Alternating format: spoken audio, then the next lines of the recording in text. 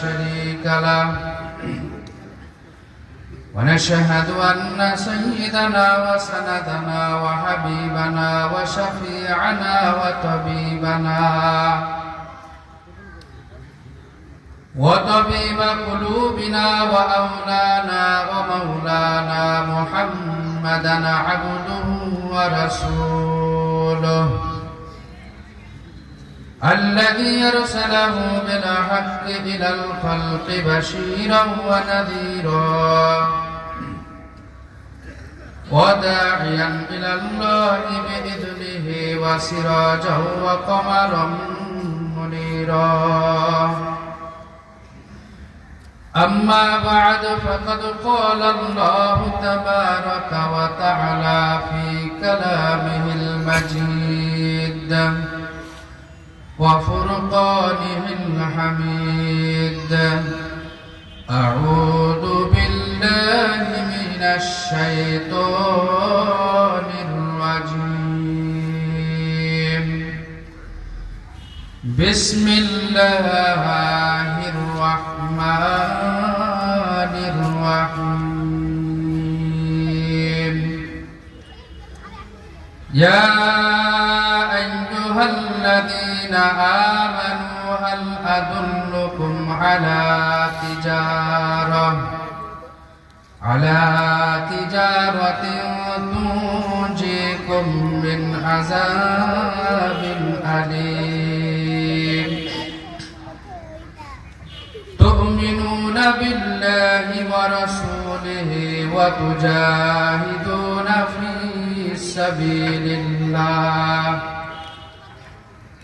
وتجاهدون في سبيل الله بأموالكم وأنفسكم ذلكم خير لكم إن كنتم تعلمون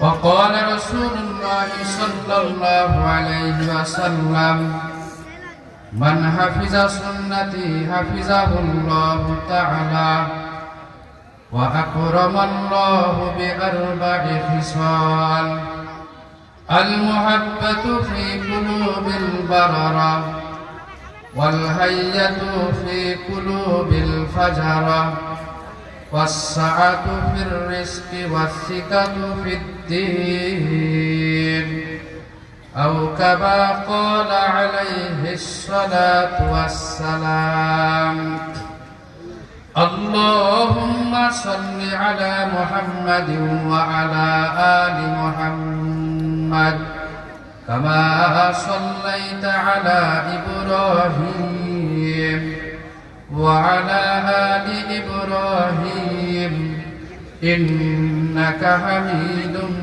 مجيد اللهم بارك على محمد وعلى آل محمد كما باركت على إبراهيم وعلى آل إبراهيم إنك حميد مجيد وقال تعالى في شان حبيبه إن الله وملائكته يصلون على النبي يا أيها الذين آمنوا صلوا عليه وسلموا تسليما لا إله إلا الله لا إله إلا الله لا إله إلا الله لا إله إلا الله لا إله إلا الله لا إله إلا الله لا إله إلا الله لا إله إلا الله لا إله إلا الله illallah, la ilaha illallah, la ilaha illallah.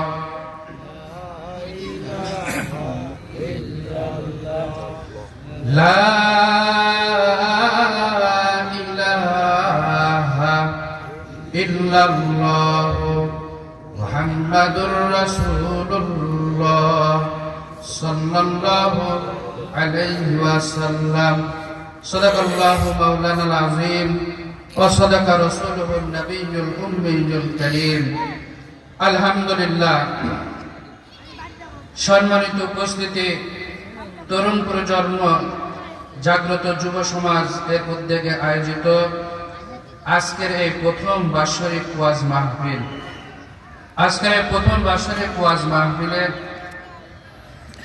প্রধান বক্তা, প্রধান মেহমান হিসেবে আমাদের মাঝে উপস্থিত হবেন আল্লামা মুফতি মাহমুদুল হাসান ফেরদৌস সাহেব কুয়াকাটা হুজুর। আজকের এই মাহফিলে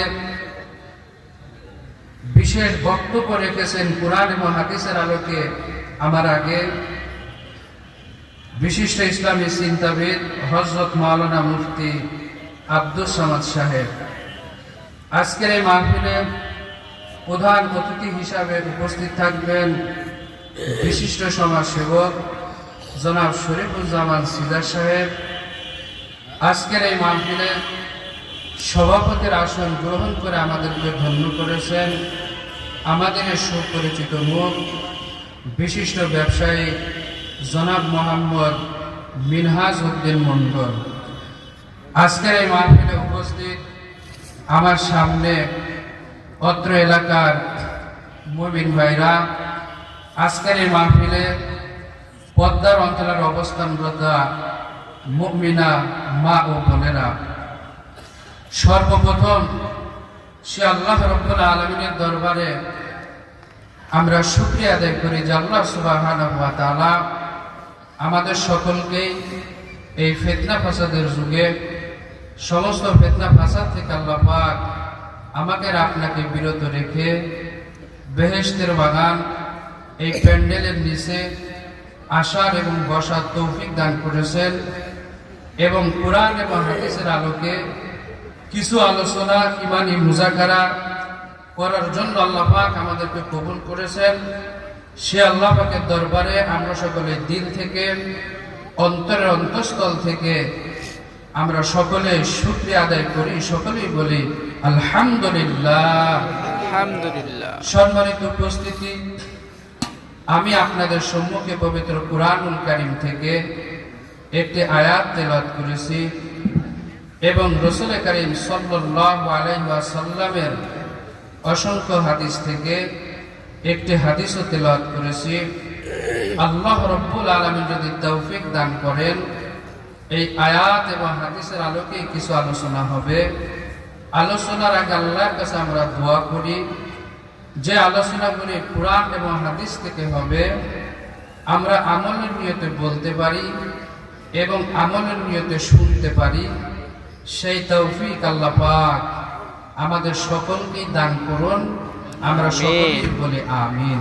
আমিন। সম্মানিত উপস্থিতি, আমি যে আয়াতটি তেলাওয়াত করেছি আয়াতের অর্থ হচ্ছে এই, আল্লাহ পাক পবিত্র কুরআনের ভিতরে বলেন ইয়া আইয়ুহাল্লাযীনা আমানু হাল আদুল্লুকুম আলা তিজারা, হে দুনিয়ার ঈমানদার বান্দারা, আমি আল্লাহ পাক তোমাদেরকে এমন একটি ব্যবসার কথা বলবো না তুমজিকুম মিন আযাবিন আলীম, যে ব্যবসাটি যদি তোমরা আমার সাথে করতে পারো আমি তোমাদেরকে পীড়াদায়ক কঠিন শাস্তি থেকে বাঁচিয়ে দিব। ব্যবসাটা কি? তুমিনুনা বিল্লাহি ওয়া রাসূলি, ব্যবসাটি হচ্ছে ঈমানের ব্যবসা, আল্লাহর প্রতি ঈমান, আল্লাহর রাসূলের প্রতি ঈমান। ওয়া তুজাহিদুনা ফি সাবিলিল্লাহ, আর আল্লাহর রাস্তায় জিহাদ করা, সংগ্রাম করা। যালিকুম খায়রুল লাকুম ইন কুনতুম তা'লামুন, এটাই তোমাদের জন্য মঙ্গল, এর ভিতরেই তোমাদের জন্য মঙ্গল নিহিত আছে যদি তোমরা জানতে। এটি হচ্ছে আয়াতের অর্থ সম্মানিত উপস্থিতি, আল্লাহ পাক আমাকে আপনাকে সৃষ্টি করে দুনিয়াতে পাঠিয়েছেন। দুনিয়াতে আল্লাহ পাক যত মানুষ সৃষ্টি করে পাঠিয়েছেন, সব থেকে দামি মানুষ ছিলেন হযরতে আম্বিয়া আলাইহিস সালাতু ওয়াস সালাম। কথা ঠিক কিনা? ঠিক।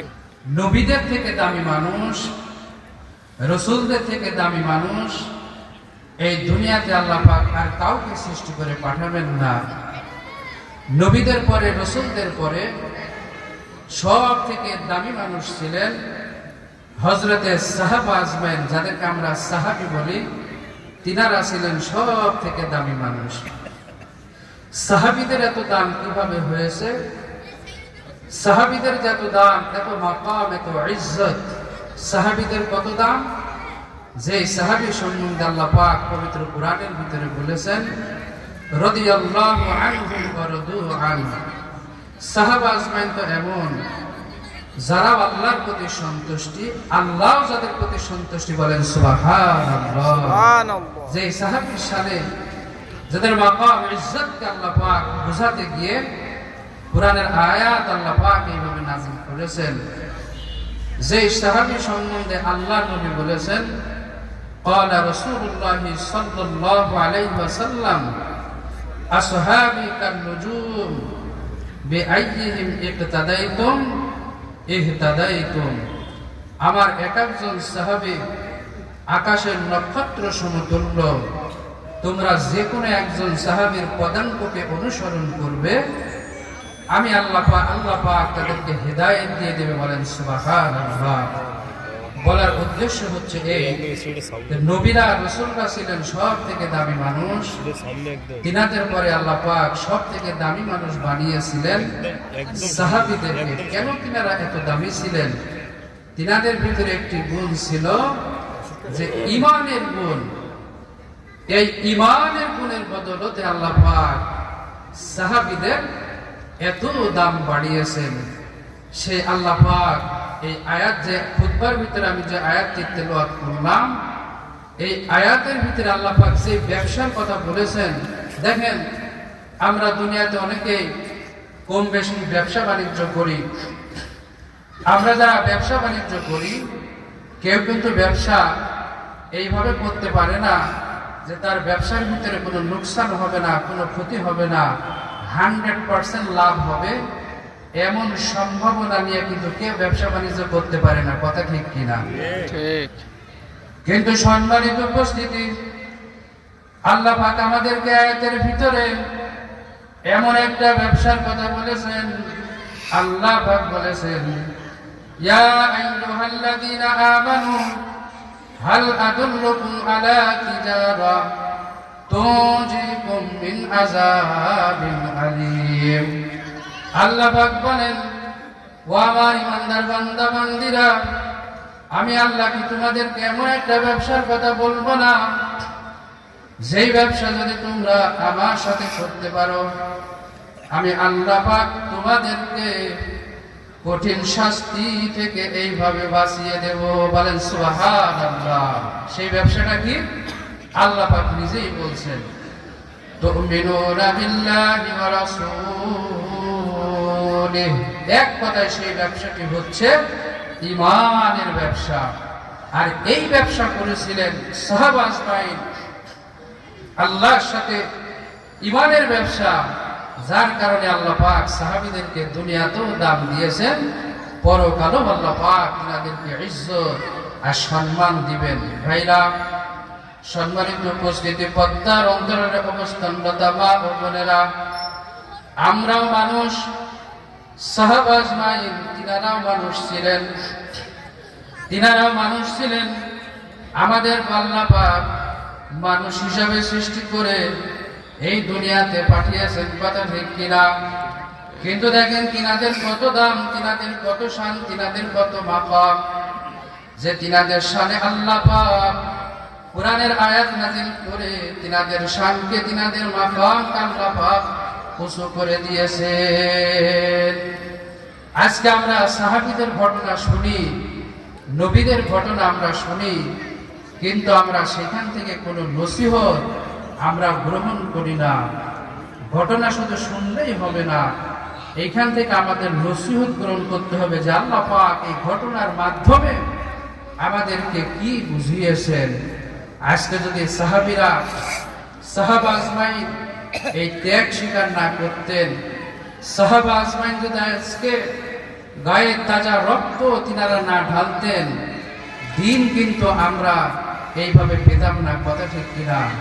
তিনাদের ত্যাগের মাধ্যমে, তিনাদের বুকের শরীরের তাজা রক্তের মাধ্যমে আজকে আমরা দিন পেয়েছি, আজকে আমরা ইসলাম ধর্ম পেয়েছি। কি সাহাবী, বড় সাহাবী, ছোট সাহাবী, পুরুষ সাহাবী, নারী সাহাবী, কিভাবে তিনারা দিনের জন্য সর্বোচ্চ ভাবে বিলীন করে দিয়েছেন। বুখারী শরীফের হাদিস, হযরতে আব্দুল উজ্জা রাদিয়াল্লাহু তাআলা আনহু মাত্র 20 বছরের যুবক সাহাবী, এখনো তিনি ইসলাম গ্রহণ করেন নাই। এতিম সাহাবী ছিলেন, ছোট্টবেলায় বাবা মারা গেছে, মা যে তাকে লালন পালন করবে সেই সমর্থ মায়ের নাই। ছোট্ট অবস্থায় চাচার কাছে দিয়ে আসলেন, চাচা তাকে এইভাবে লালন পালন করতেছে। কিন্তু আব্দুল উজ্জার দিলের ভিতরে আসা যে রাসূল করিম সাল্লাল্লাহু আলাইহি ওয়াসাল্লাম মদিনায় হিজরত করে আসবে আর তিনি হুজুরের হাতে হাত রেখে ইসলামের কালিমা পড়ে মুসলমান হয়ে যাবে, এটা আব্দুল উজ্জার মনের আশা। চাচার কাছে তিনি লালিত পালিত হন। হঠাৎ করে শুনতে পেলেন আল্লাহর নবী হিজরত করে মদিনায় উপস্থিত হয়ে গেছে। দিলটা বড় ব্যাকুল, কখন মদিনায় যাবে আর আল্লাহর নবীর হাতে হাত রেখে ইসলামের কালিমা পড়ে মুসলমান হয়ে যাবে। যখন তিনি শুনতে পারলেন, জানতে পারলেন যে রাসূল করিম সাল্লাল্লাহু আলাইহি ওয়াসাল্লাম মদিনায় হিজরত করে চলে আসলেন, চাচার কাছে গেলেন, গিয়ে বলতেছে, চাচা যান, আমি আপনাকে একটা প্রশ্ন করতে চাই। কি প্রশ্ন ভাতিজা বলো? বলে, মুহাম্মদ সাল্লাল্লাহু আলাইহি ওয়াসাল্লাম তিনার সম্বন্ধে আপনার কি ধারণা? এই কথা শোনার সাথে সাথে চাচা বলতেছে, মুহাম্মদ একজন ভালো মানুষ, তাকে আমি বিশ্বাস করি, সে সত্যবাদী।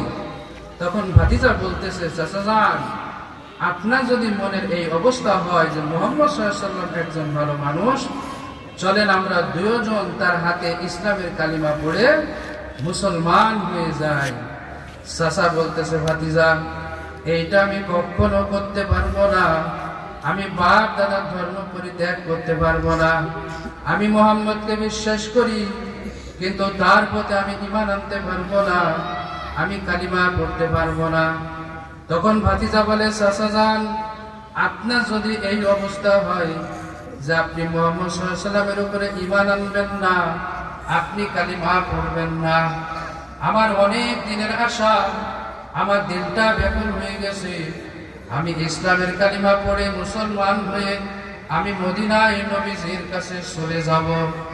চাচা আপনি যখন সিদ্ধান্ত দিলেন যে আপনি মুসলমান হবেন না, কালিমা পড়বেন না, আমি আল্লাহকে সাক্ষী রেখে আপনার সামনে ইসলামের কালিমা লা ইলাহা ইল্লাল্লাহ মুহাম্মাদুর রাসূলুল্লাহ, আমি ইসলামের কালিমা পড়ে মুসলমান হয়ে গেলাম। চিৎকার দিয়ে বলেন সুবহানাল্লাহ।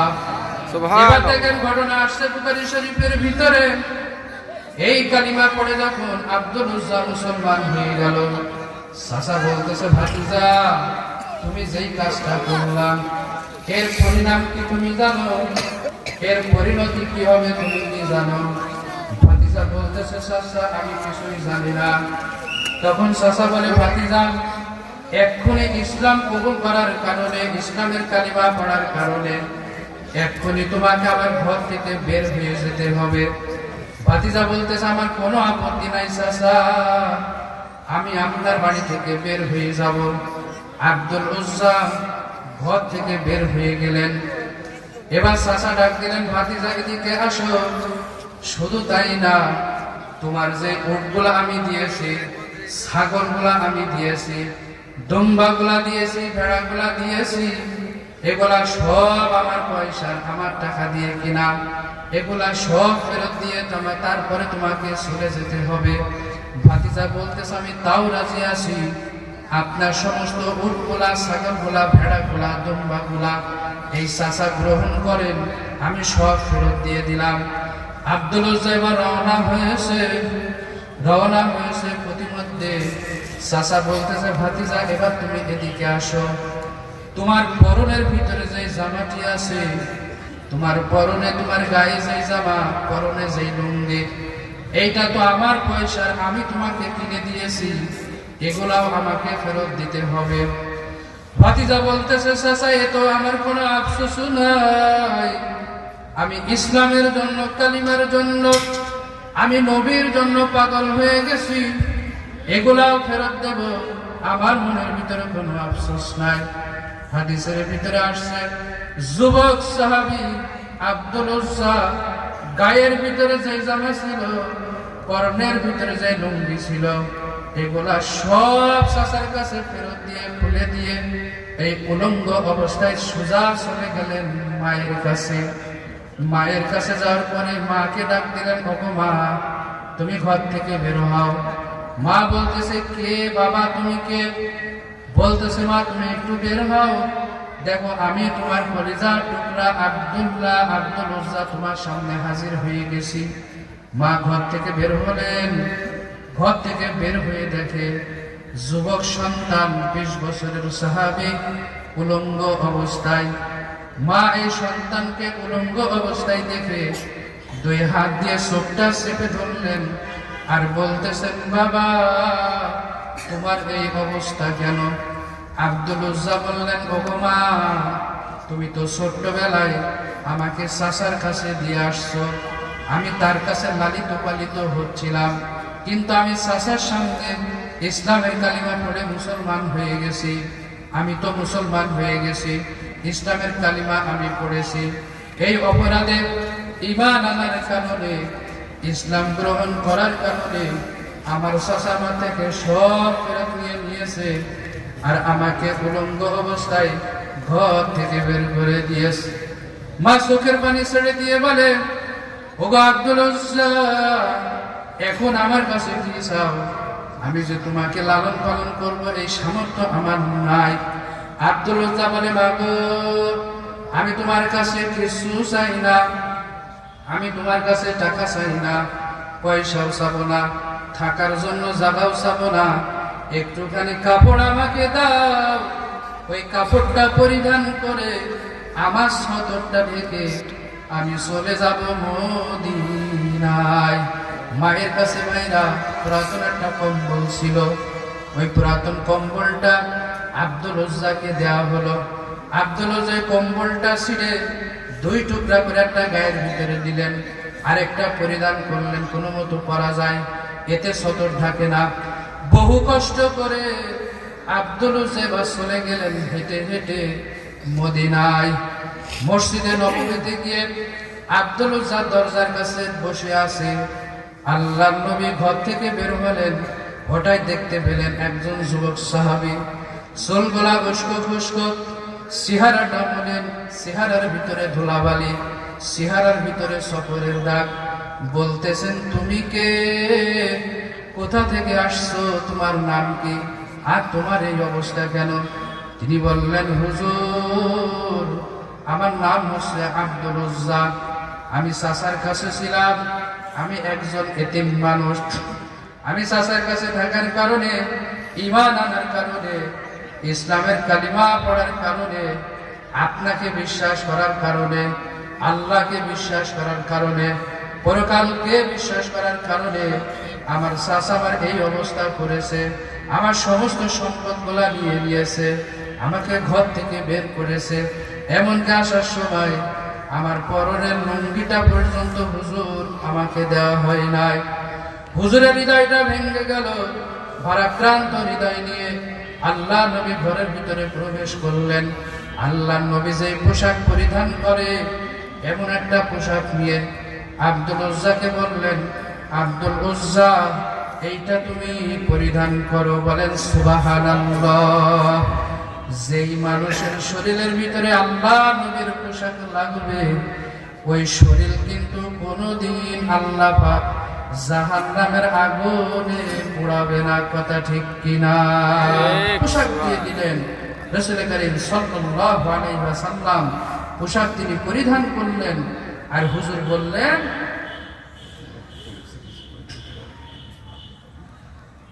বললেন যে তোমার নাম যে আব্দুল উজ্জা, আমি উজ্জা বাদ দিয়ে আজকে থেকে তোমার নাম রেখে দিলাম আব্দুল্লাহ। বলেন সুবহানাল্লাহ।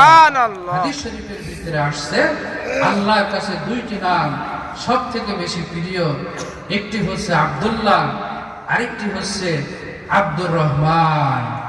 কিন্তু আজকে বড় আফসোস লাগে, আমরা মুসলমানের ঘরে আল্লাহ পাক আমাদেরকে জন্মগ্রহণ করিয়েছেন, কিন্তু আমাদের সন্তানদেরকে আমরা ইসলামের নাম পর্যন্ত আমরা রাখি না। কথা ঠিক না? এটা বড় আফসোসের বিষয়। আমরা মুসলমান, আমাদের সন্তানদেরকে কিন্তু আমরা ইসলামের নামও রাখতে পারি না। এই জন্য ভাইরা, এখান থেকে আমাদেরকে শিক্ষা নিতে হবে, আমাদের প্রত্যেকটা কাজ হবে ইসলাম অনুযায়ী, কুরআন অনুযায়ী, আল্লাহ নবীর রেখে যাওয়া আদর্শ অনুযায়ী। তিনি আজকে থেকে হয়ে গেলেন আব্দুল্লাহ। আল্লাহ নবী সাহাবীদেরকে ডাক দিলেন, ও আমার সাহাবীরা, তোমরা জিজ্ঞাসা, এই যে আব্দুল্লাহ তার ঈমান গ্রহণ করতে গিয়ে বড় চড়া মূল্য দিতে হয়েছে, তাকে তোমরা কোরআন শরীফ শিখাও, খবরদার তার মনের ভিতরে তোমরা কষ্ট দিবা না। আব্দুল উজ্জা এখন কোরআন শরীফ পড়ে, সাহাবীদের থেকে কোরআন শরীফ শেখে। সমস্ত সাহাবীরা যখন রাতের বেলায় ঘুমায় যায়, তখন ওই আব্দুল্লাহ রাদিয়াল্লাহু তাআলা আনহু চিৎকার দিয়ে জোরে জোরে কোরআন তেলাওয়াত করে, জোরে জোরে কোরআন তেলাওয়াত করে। সাহাবীরা হুজুরের কাছে নালিশ করলেন, ইয়া রাসূলুল্লাহ, ওই যে নতুন সাহাবী আব্দুল উজ্জা আব্দুল্লাহ এত জোরে জোরে কোরআন তেলাওয়াত করে, তার চিল্লানির জন্য আমরা রাতে ঠিকমতো ঘুমাইতে পারি না। আল্লাহ নবী বললেন, খবরদার আব্দুল্লাহর ব্যাপারে কিছু বলবা না, কারণ তার ঈমান আনতে গিয়ে চড়া মূল্য দিতে হয়েছে। তাকে মন খুলে, প্রাণ খুলে তাকে তোমরা কোরআন তেলাওয়াত করতে দাও। আব্দুল্লাহ দেখেন, এখন মসজিদে নববীর ভিতরে তিনি থাকেন, সাহাবীদের থেকে তিনি কোরআন শেখেন, ইলম শেখেন, দ্বীনের পথে চলেন, কোরআন তেলাওয়াত করেন, জিকির আজকার করেন, ইবাদত বন্দেগী করেন। ইতিমধ্যে হঠাৎ তাবুক যুদ্ধের ঘোষণা শুরু হয়ে গেল। আল্লাহ নবী সাহাবীদের কাছে সাহায্য চাইলেন যে রোমকদের সাথে যুদ্ধ হবে, তাদের সাথে জিহাদ হবে, লড়াই হবে, যার কাছে যা কিছু আছে আমাকে সাহায্য সহযোগিতা করো, দ্বীনের জন্য সাহায্য সহযোগিতা করো। পুরুষ সাহাবী, নারী সাহাবী মন খুলে, দিল খুলে তারা সাহায্য সহযোগিতা করতে লাগলো। এমনকি মহিলা সাহাবী পর্যন্ত হাতের বালা, গলের হার, নাকের দোল, এইভাবে কানের দোল, নাকের ফুল, সব টাকা পয়সা গহনা দান করতেছে। দান করতে করতে আল্লাহ নবীর সামনে দানের এত বস্তু হয়ে গেছে, আল্লাহ নবীর চেহারা পর্যন্ত দেখা যায় না। হুজুর হঠাৎ করে বললেন, আমার আবু বকর কোথায়? আমি আবু বকরকে দেখতেছি না, আমার আবু বকর কোথায়? হযরত আবু বকর সিদ্দিক রাদিয়াল্লাহু তাআলা আনহু একটা পিলারের আড়ালে তিনি লুকানো ছিলেন।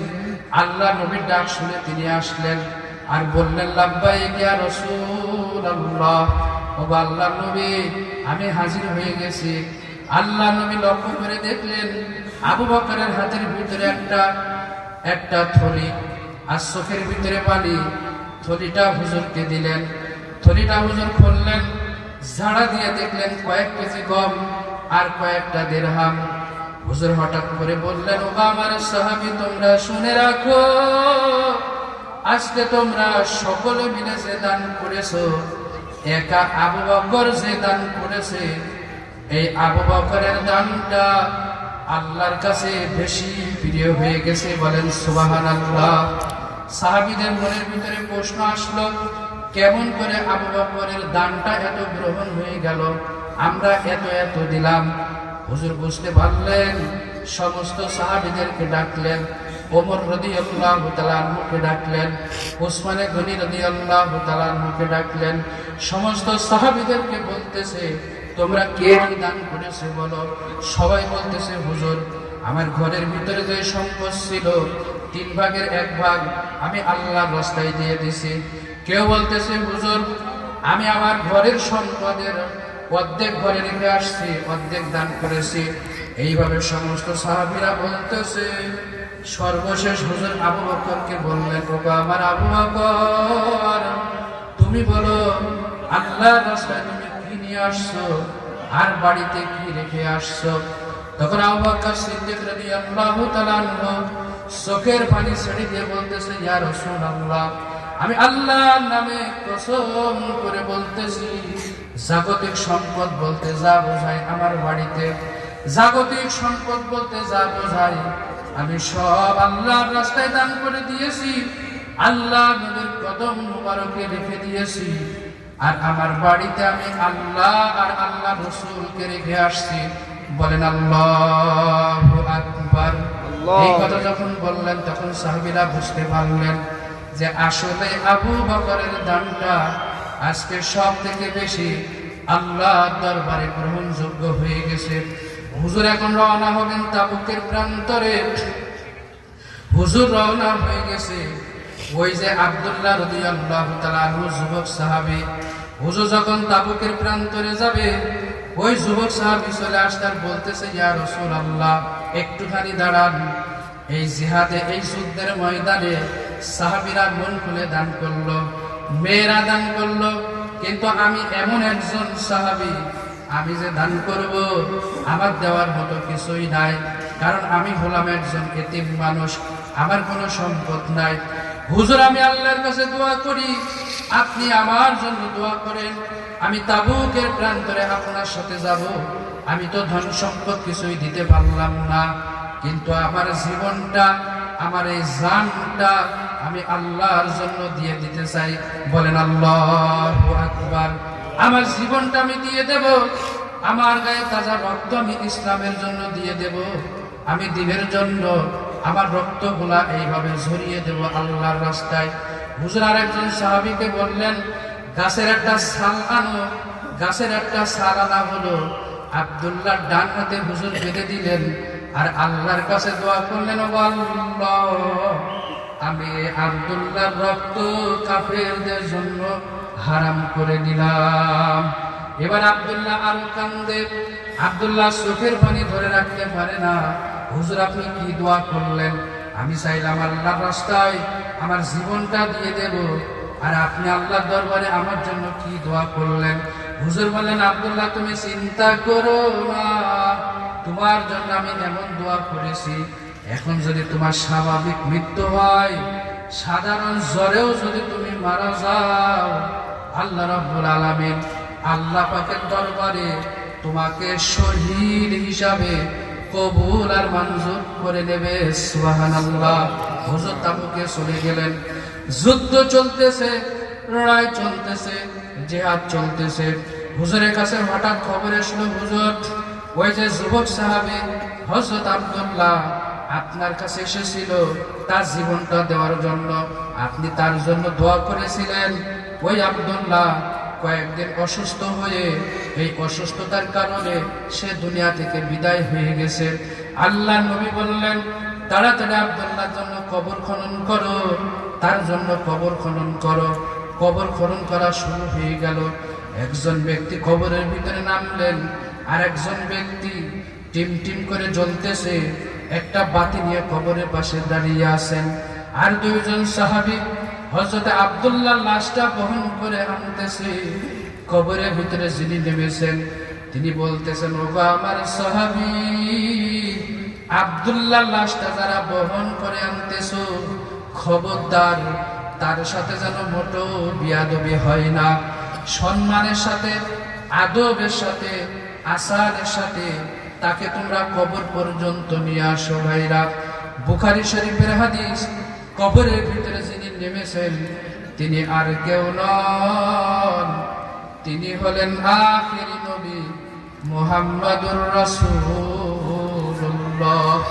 আর ওই যে বাতি নিয়ে দাঁড়িয়ে আছে, টিম টিম করে জ্বলতেছে, তিনি আর কেউ নন, তিনি হলেন হযরতে বেলাল রাদিয়াল্লাহু তাআলা আনহু, যেই দুইজন সাহাবী আব্দুল্লাহ লাশটা বহন করে আনতেছেন, একজন হলেন আবু বকর, আরেকজন হলেন হযরতে ওমর। কবরের কাছে লাশটা আনার পরে আল্লাহ নবী হযরত আব্দুল্লাহ লাশটা কবরের ভিতরে শুইয়ে দিলেন। সুন্দর করে মাটি দিয়ে হুজুর সাল্লাল্লাহু আলাইহি ওয়াসাল্লাম উপরে আসলেন আর আল্লাহর কাছে দোয়া করতেছেন, ও আল্লাহ, এই আব্দুল্লাহর জন্য আমি আপনার কাছে দোয়া করতেছি। আজকে সকাল পর্যন্ত এই আব্দুল্লাহর প্রতি আমি মুহাম্মদ, আমি নবী রাজিয়া সন্তুষ্টি ছিলাম। আল্লাহ গো, তুমি ওই আব্দুল্লাহর প্রতি রাজি আর সন্তুষ্টি হয়ে যাও, বলেন সুবহানাল্লাহ। পাশে দাঁড়িয়েছিলেন আরো একজন সাহাবী হযরতে ইবনে মাসউদ রাদিয়াল্লাহু তাআলা আনহু। আল্লাহ নবী যখন এই দোয়া করেছেন, ইবনে মাসউদ রাদিয়াল্লাহু তাআলা আনহু ছোট্ট বাচ্চার মতো ডুব দিয়ে কেঁদে উঠলেন আর আল্লাহর কাছে বলতেছেন, ও আল্লাহ, আজকে কবরের ভিতরে আব্দুল্লাহ লাশটা না হয়ে যদি আমি মাসউদের লাশটা হতো, আমার ভাগ্যটা খুলে যেত, আমার কপালটা খুলে যেত। কারণ আল্লাহ নবী আব্দুল্লাহর জন্য যে দোয়া দিয়েছেন, আজকে যদি আমি কবরের ভিতরে থাকতাম, আল্লাহ নবীর এই দোয়ার বদৌলতে আমি সরাসরি আল্লাহর জান্নাতে চলে যেতাম। আল্লাহু আকবার। ভাইরা, বলার উদ্দেশ্য হচ্ছে এই হাদিসটি বলার উদ্দেশ্য হচ্ছে এই, আল্লাহর নবী সাহাবা আজমাইন এইভাবে যদি তিনারা ত্যাগ না করতেন, বুকের তাজা রক্ত যদি না ঢালতেন, আজকে কিন্তু আমরা দিন পেতাম না। কথা ঠিক কিনা? আজকে আমরা দিন পেতাম না, ইসলাম পেতাম না। আমরা দিন পেয়েছি, ইসলাম পেয়েছি সাহাবীদের রক্তের বদৌলতে। অথচ সেই ইসলামের প্রতি আমাদের কোনো মহব্বত নাই, আমাদের কোনো ভালোবাসা নাই, আমাদের কোনো আকর্ষণ নাই। কথা ঠিক কিনা? আজকে মা বোনেরা দেখেন, পর্দার অন্তরালের মা বোনেরা শুনতেছেন, আপনারাও মানুষ। আম্মাজান খাদিজাতুল কুবরা রাদিয়াল্লাহু তাআলা আনহা, তিনিও ছিলেন একজন মানুষ। আপনারাও মহিলা, তিনিও ছিলেন মহিলা। অথচ দেখেন তিনার কত দাম, তিনার কত মাকাম, তিনার কত সম্মান, তিনার কত ইজ্জত। আল্লাহর নবীর প্রথম বিবি, প্রথম সহধর্মিণী। দেখেন আল্লাহ পাক তিনাকে কত দাম দিয়েছেন, শুধু ঈমানের বদৌলতে, ইসলামকে ভালোবাসার বদৌলতে, দিনকে ভালোবাসার বদৌলতে কত দাম আল্লাহ পাক তিনাকে দিয়েছেন। আম্মাজান খাদিজার যখন ইন্তেকাল হয়ে যায়, আল্লাহর নবী মক্কার গলিতে গলিতে ঘুরে বেড়ায়, আর চোখ থেকে পানি ফেলে ক্রন্দন করে আর বলে, ও আল্লাহ, আমাকে সাহায্য সহযোগিতা করার মতন এই দুনিয়াতে বুঝি আর কেউ থাকলো না। এইভাবে কেঁদে বেড়ায়, ক্রন্দন করে বেড়ায়। আম্মাজান খাদিজার জন্য কবর খনন হয়ে গেল। আল্লাহর নবী মাটি দিলেন। কবর দেওয়ার পরে আমরা যেমন বাসায় চলে যাই, সমস্ত সাহাবীরা যার যার ঘরের ভিতরে চলে যায়। হযরত আবু বকর বলতেছেন, হুজুর, হুজুর, খাদিজার কবর হয়ে গেছে, সমস্ত সাহাবীরা বাসায় চলে গেছে, হুজুর চলেন আমরাও চলে যাই। রাসূল করিম সাল্লাল্লাহু আলাইহি সাল্লাম বলতেছেন, ওগো আবু বকর, তুমি চলে যাও, আমি এখন যাব না। কারণ খাদিজার সাথে আমার ওয়াদা দেওয়া আছে। যখন খাদিজাকে তিনটা প্রশ্ন করা হবে, আমরা সকলেই জানি একজন মানুষের যখন কবরস্থ করা হয়, সর্বপ্রথম মানুষ 40 কদম আসার পরে আল্লাহ পাক তার ভিতরে রূহটা, আত্মাটা আবার দিয়ে দেয়। তিনটা প্রশ্ন করা হয়, মান রব্বুকা ওয়া মা দীনুকা, তোমার প্রভু কে ছিল, তোমার দিন কি ছিল। আল্লাহ নবীর একটা প্রতিশ্রুতি আনা হয় আর বলা হয়, মান হাদার রাজুল আল্লাযী বুইসা ফীকুম, এই ব্যক্তিটাকে, এই ব্যক্তি সম্বন্ধে তোমাদের কি ধারণা। এই তিনটা প্রশ্ন করা হয়।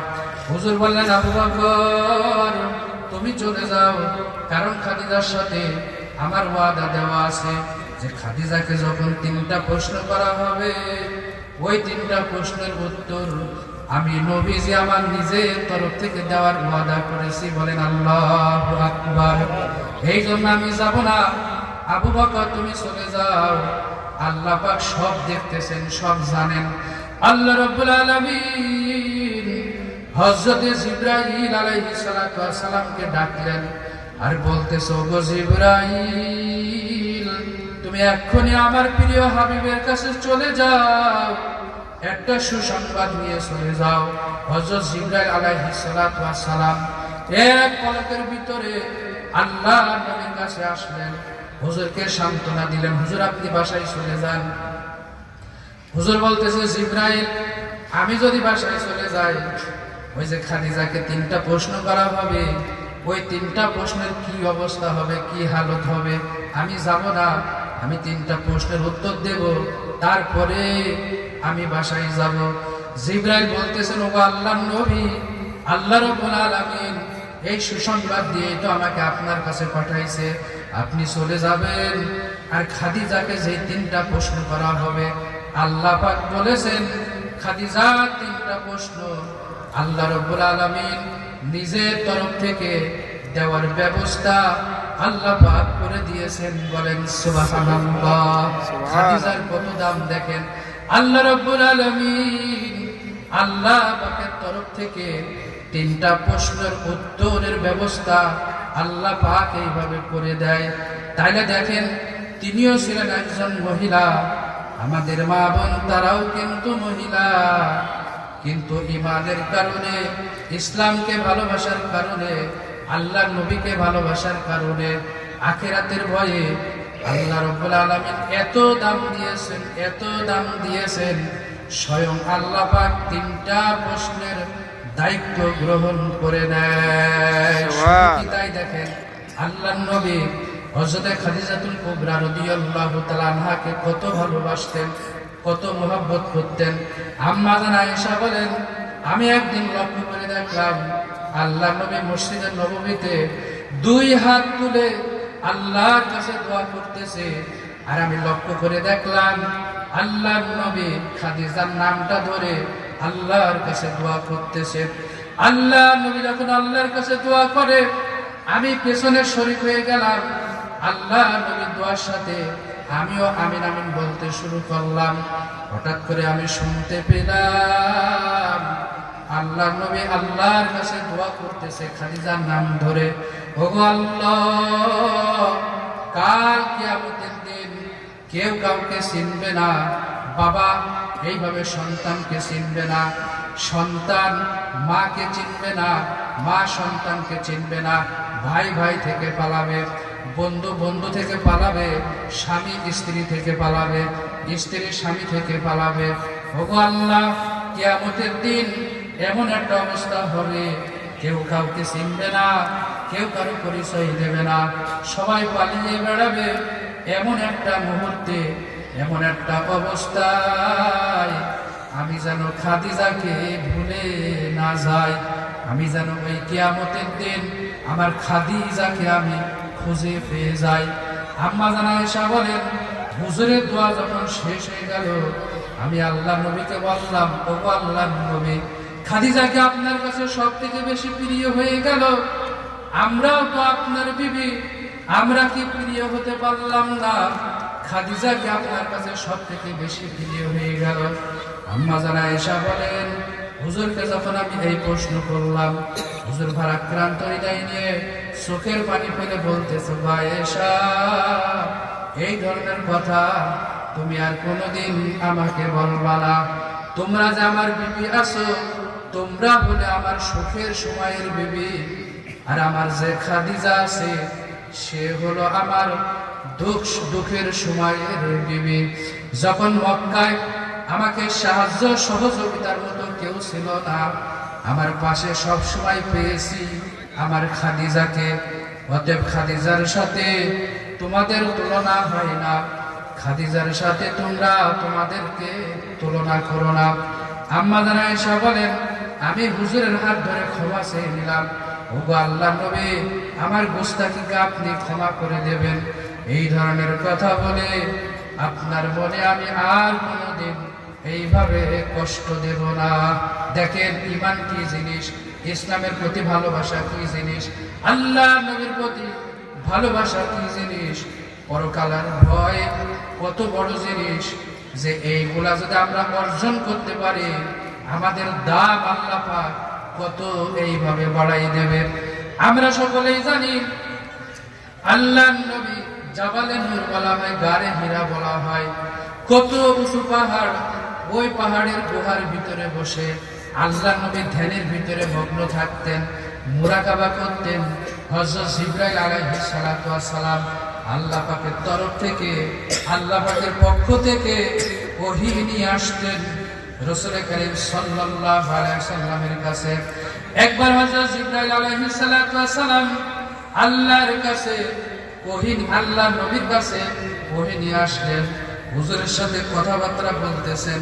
হঠাৎ করে জিবরাইল লক্ষ্য করে দেখলেন আম্মা জান খাদিজাতুল কুবরা রাদিয়াল্লাহু তাআলা আনহা, তিনি আল্লাহ নবীর জন্য ওই মক্কা থেকে গারে হীরা জাবালে নূরে তিনি এইভাবে খাবার বহন করে আনতেছেন। আল্লাহ নবী গারে হীরায় তিনি ধ্যানমগ্নে থাকতেন, মুরাকাবা করতেন। আর আম্মা জান খাদিজাতুল কুবরা রাদিয়াল্লাহু তাআলা আনহা দুইবার ওই পাহাড়ে চূড়ায় উঠে আল্লাহ নবীর কাছে আহার দিয়ে আসতেন, খাবার পৌঁছিয়ে দিতেন।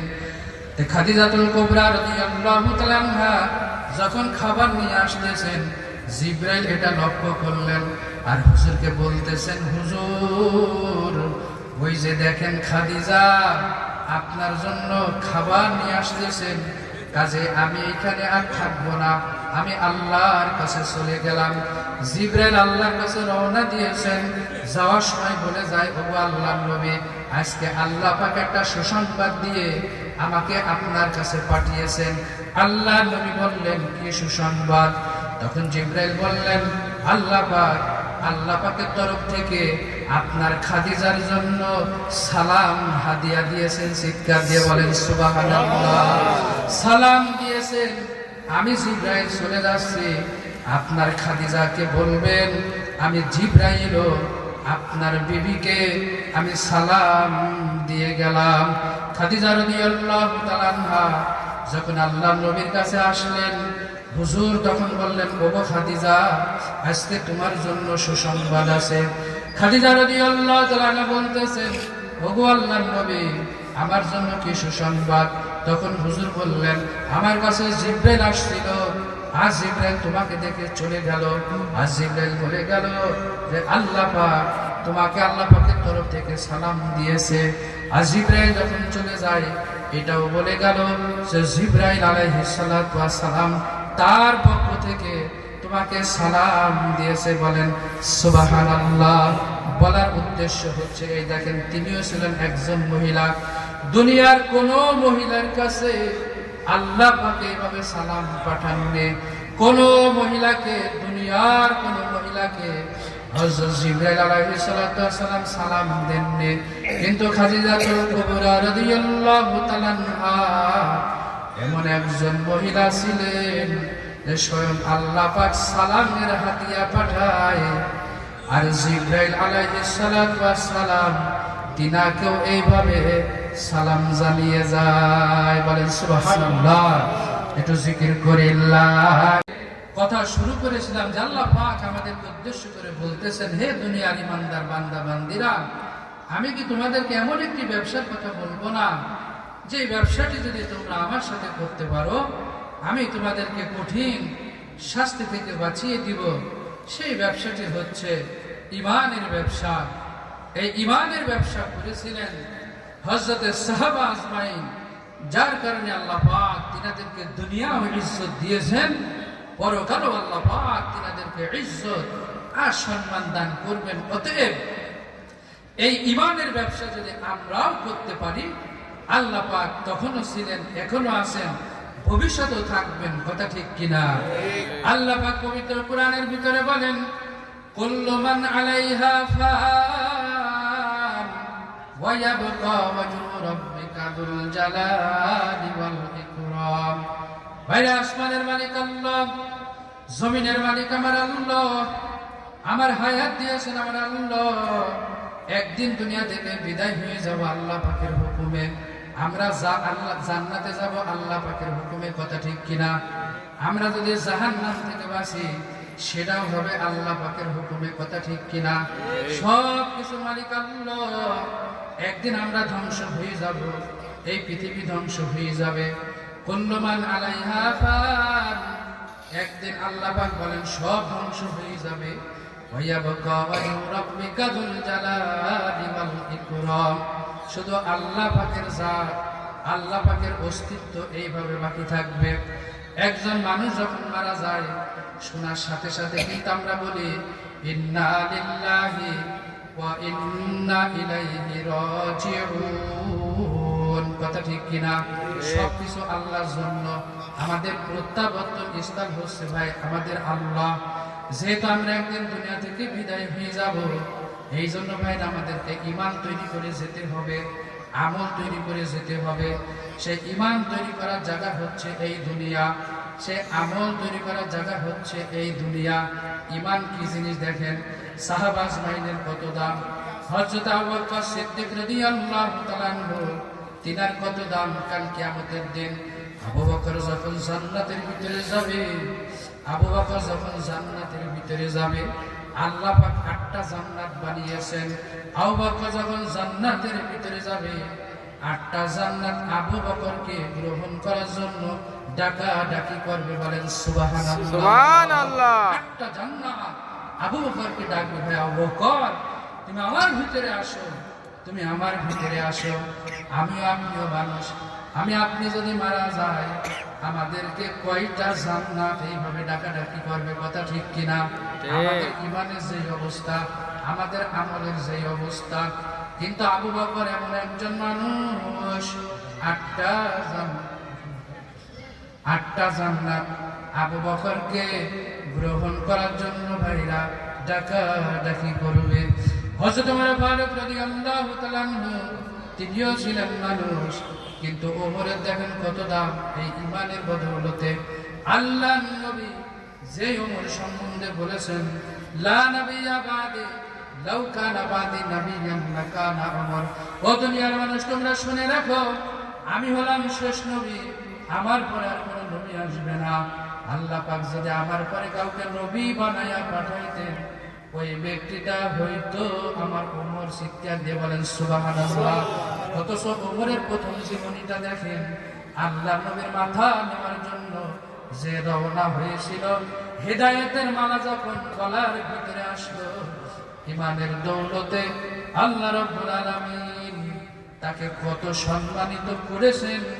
যেই নবীর শানে আল্লাহ নবী বলে গেলেন লাউ কানা বাদি নাবিয়ান লাকানা ওমর, আমার পরে যদি আল্লাহ কাউকে নবী বানায়া পাঠাইতেন, ওই ব্যক্তিটা হইতো আমার ওমর। ওমরের এত দাম। আবু বকর সিদ্দিক রাদিয়াল্লাহু তাআলা আনহু তিনার এত দাম, একটা মাত্র তিনাদের সম্বল ছিল, সেটা হচ্ছে ঈমানের গুণ, ঈমানের সম্বল। এই ঈমানের গুণে, ঈমানের সম্বল থাকার কারণে আল্লাহ পাক তিনাদেরকে দুনিয়াও ইজ্জত দিয়েছেন, পরকালও আল্লাহ পাক এইভাবে ইজ্জত দিবেন, সম্মানিত করবেন। নারায়ে তাকবীর, আল্লাহু আকবার। নারায়ে তাকবীর। প্রধান অতিথির আগমন, শুভেচ্ছা স্বাগতম মাহফিলের পক্ষ থেকে, তরুণ প্রজন্মের পক্ষ থেকে। আসলে যদি আমরা এই ঈমানের গুণ অর্জন করতে পারি, সাথে সাথে যদি আমরা কিছু নেক আমলও এইভাবে করতে পারি, আল্লাহ পাক এইভাবে দুনিয়াতে আমাদেরকে ইজ্জত দিবেন, পরকালও আল্লাহ পাক আমাদেরকে এইভাবে সম্মানিত করবেন। সেই ঈমান তৈরি করার জায়গা হচ্ছে এই দুনিয়া, সেই আমল তৈরি করার জায়গা হচ্ছে এই দুনিয়া।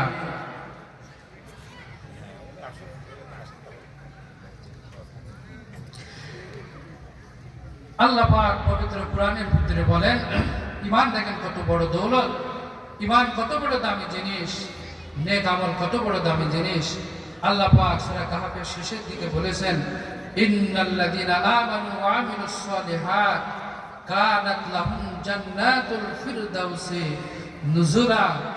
নিশ্চয় যারা দুনিয়াতে আমি আল্লাহর প্রতি এইভাবে ঈমান আনবে আর সাথে সাথে কিছু নেক আমলে সলে করবে, তার মৃত্যুর পরে আমি তার ঠিকানা করে দিব জান্নাতুল ফিরদাউস। বলেন সুবহানাল্লাহ।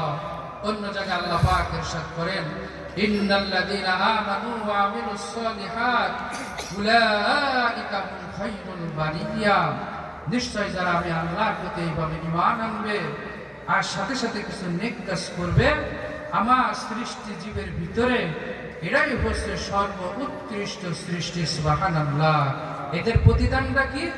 এরপরে আল্লাহ পাক বলেছেন, জাযাউহুম ইনদা রাব্বিহিম জান্নাতু আদনিন তাজরি মিন তাহতিহাল আনহার খালিদিনা ফিহা আবাদা।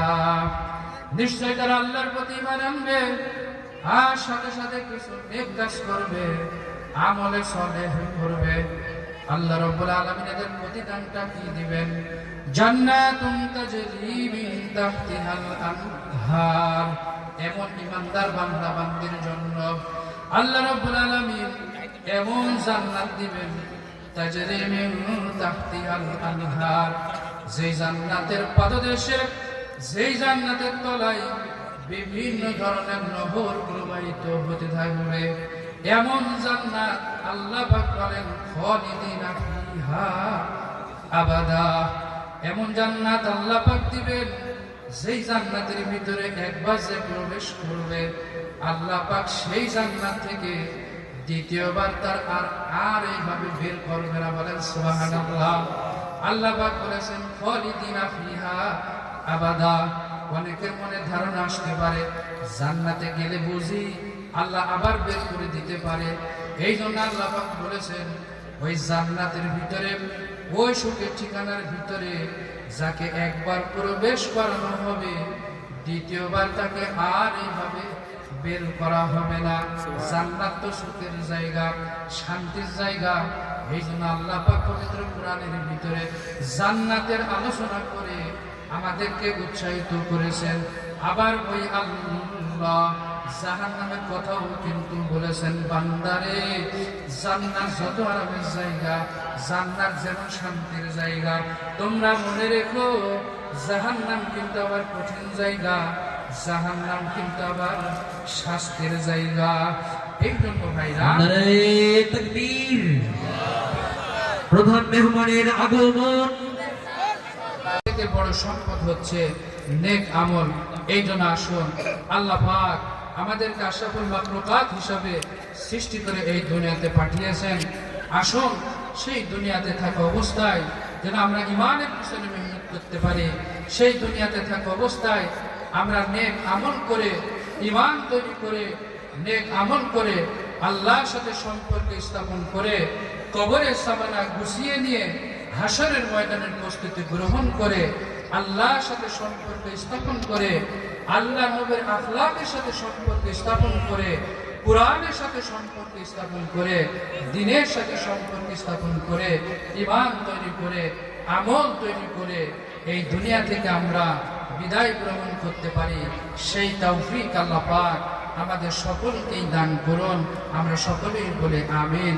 আমার সংক্ষিপ্ত আলোচনা এখানেই শেষ করতেছি। ওয়া আখিরু দাওয়ানা আনিল হামদুলিল্লাহি রাব্বিল আলামিন। আসসালামু আলাইকুম ওয়া রাহমাতুল্লাহি ওয়া বারাকাতুহু। ওয়া আলাইকুম।